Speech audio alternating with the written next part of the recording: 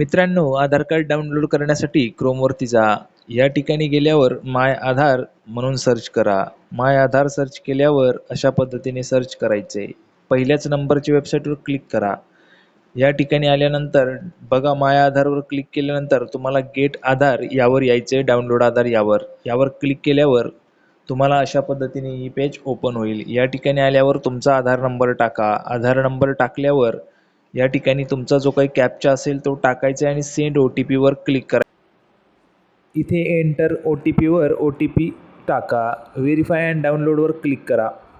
यावर क्लिक केल्यानंतर अशा पद्धतीने तुमचं जे आधार कार्ड आहे ते डाउनलोड झालेलं असेल. या ठिकाणी कुठल्याही PDF फॉर्मॅटमध्ये तुम्ही ते ओपन करू. आधार डाउनलोड झाल्यानंतर ही फाईल प्रोटेक्टेड असणार आहे. यामध्ये तुमच्या नावाचे अगोदरचे 4 अंक आणि तुमच्या जन्मतारखेचे वर्षाचे 4 अंक हे टाकून तुम्ही आधार कार्ड या ठिकाणी